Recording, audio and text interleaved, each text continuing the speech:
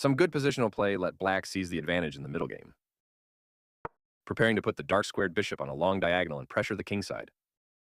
Knight f6 develops the knight toward the center and controls the e4 and d5 squares. Bishop b2 puts the bishop on the long diagonal in a move called a fianchetto. g6 prepares to fianchetto the dark-squared bishop to g7, where it will sit on the long diagonal. This forces the opponent to double pawns. A straightforward recapture. With this push, white grabs central ground and opens lines for future development. This move strengthens the base for a future center push. A quiet pawn move lays the groundwork for central control. With this push, black grabs central ground and opens lines for future development.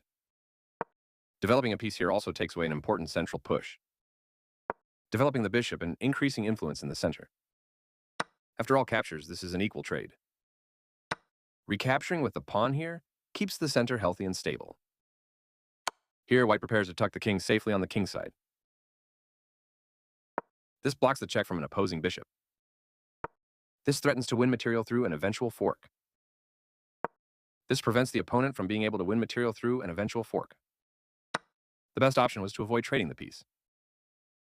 A straightforward recapture. This moves the bishop to safety. With this move, black fights back against central space. Castling gets the king out of the center of the board, while also developing a rook. With this move, black is now ready to castle on the king side. Moving the queen gives white more flexibility in the middle game. Both kings are castled and ready for the middle game.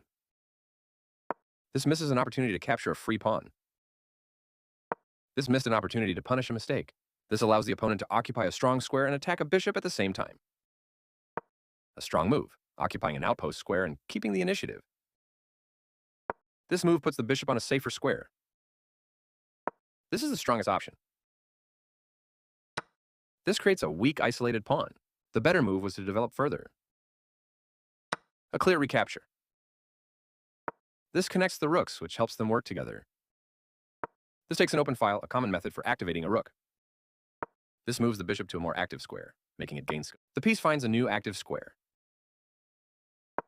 This threatens to win material through a skewer. This stops the opponent from being able to win material through a skewer. Black develops further. The better move was to offer an equal trade of pieces. A strong pawn push that confronts the center directly. Very strong play. The better move was to challenge the opposing rook for the open file. This permits the opponent to win a pawn by removing a key defender. This will win a pawn by removing a key defender. Recaptures. That was a free pawn. The better move was to move a rook to a more active position. Black's bishop has moved to a square with greater activity and control. The bishop now occupies a secure outpost. This threatens to force eventual checkmate. The best option was to add a defender to a vulnerable rook. The better move was to force weakening the pawn structure around the king. This prevents the opponent from being able to take an outpost with a bishop. That's not a mistake, but it's not the best move either.